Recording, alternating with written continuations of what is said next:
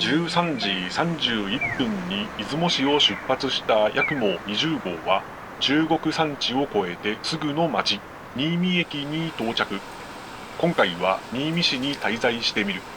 市街地は新見盆地の中に広がり、四方を山が囲んでいる。白尾線の車窓から眺めるだけだったから一度訪れてみたかったんだよな。そのわけは新見駅到着直前に一瞬見えるレトロな街並み、上銀座商店街。翌日散策してみる。かつて新見駅に存在した新見機関区の線稽古からすぐの距離だから、仕事上がりの国鉄職員も大勢立ち寄っていたんじゃないかな。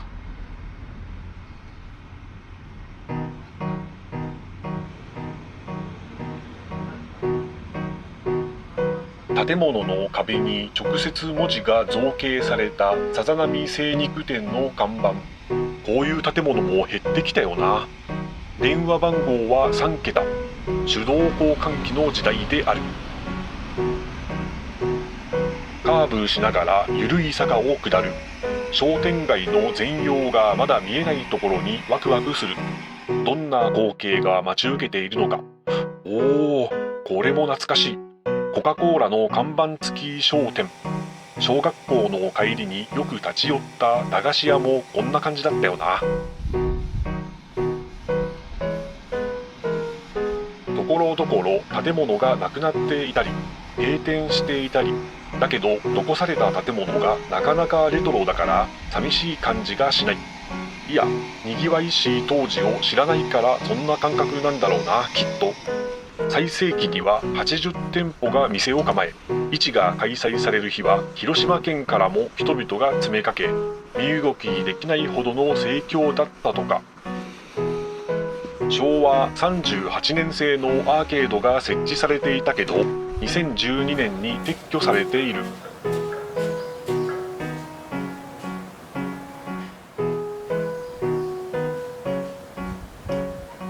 独特な形状の蒸し子窓を持つ明治の商家俵屋を右に曲がったところの和菓子屋さん青柳でお菓子を買い、レンタカーに乗って今日の宿まで移動する。上銀座商店街から西の方へもまだまだしばらく商店街が続く。お殿と書いて御殿町の新見中央商店街。元禄10年1697年に初代新見藩主関長春公によって作られた町。宿までは新見駅からしばらく北上して中国山地へと入ってゆく。そういえば映画「八つ墓村」では多治見家の相続者寺田達也がまだ電化されていない白尾線の備中幸次郎駅を下車して車で多治見家まで移動していたよな。こんな感じの景色が見えていたのかな。中国山地の山あい、鳥取県との県境に近いあたりまで来ると旧千屋村に到着。この整備された道路は平成初期までなかったようだから、到着の直前は昭和時代の旧道を走ってみる。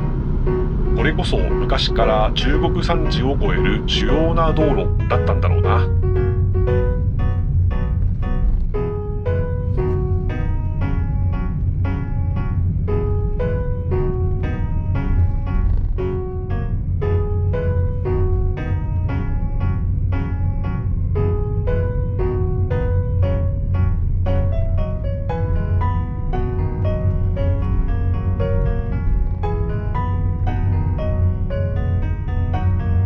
左カーブを曲がると白い看板を掲げた今日の宿妙田旅館に到着。江戸時代からの旅館らしいが、建物は昭和初期かな。南側、つまり手前側から奥へ何度か増築されていて面白い。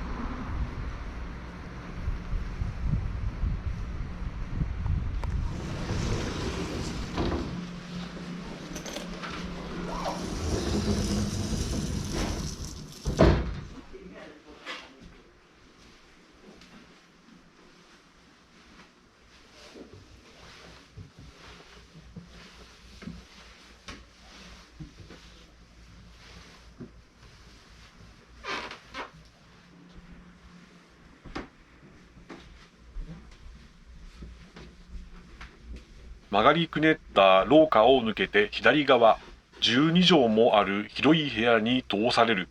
なんだか贅沢だな。この部屋は昭和中期頃の建築かな。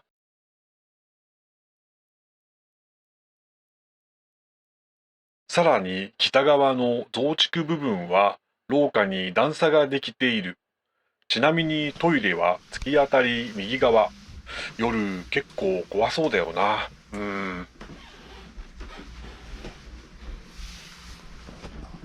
やはり気になるのは最も古い南側の建物。平田旅館は1839年、天保10年から続いているが、多分この建物は昭和初期かもう少し古いくらいかな。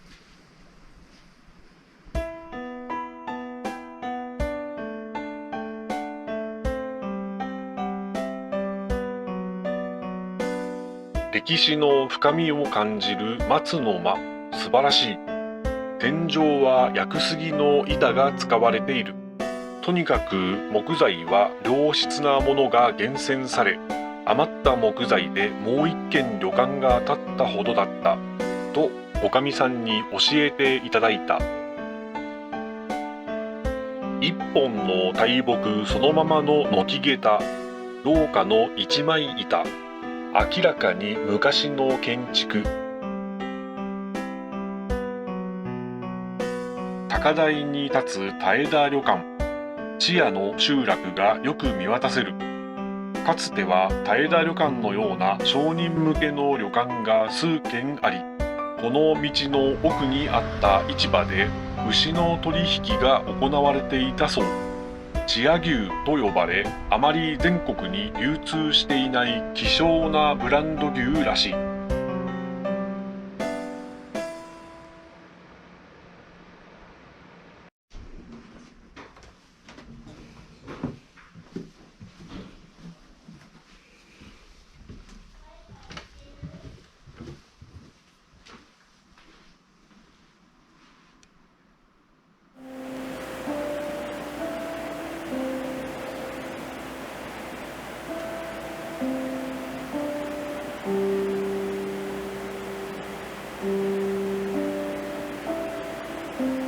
市場の場所はかつて砂鉄業で財を成した太田辰五郎氏の邸宅があり、そこに仕えた女中頭の方が平田旅館をはじめ6代続いてきたそう。辰五郎氏は和牛の改良に着目し、1834年天保5年に初めて牛市を開催したと言われている。当時牛は益獣であり、牛肉を食べる文化はなかったらしい。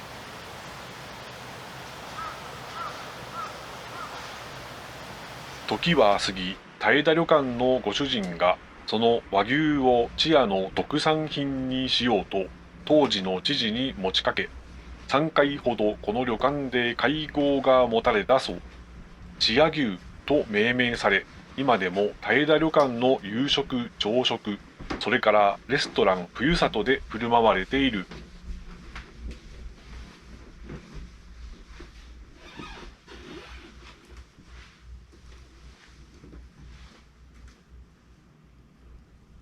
日本最古の和牛をルーツに持つと言われている千屋牛。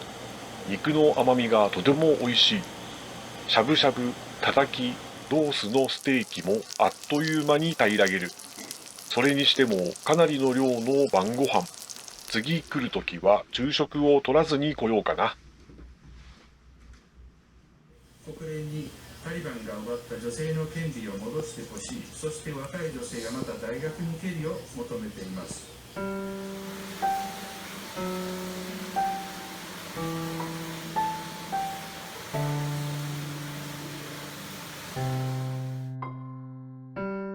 厚めのお風呂に浸かり、さっぱりしたら夜風に当たりに外に出る。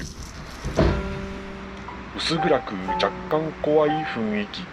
たたりじゃー。八幡村のおばあちゃんが出てきそうだな。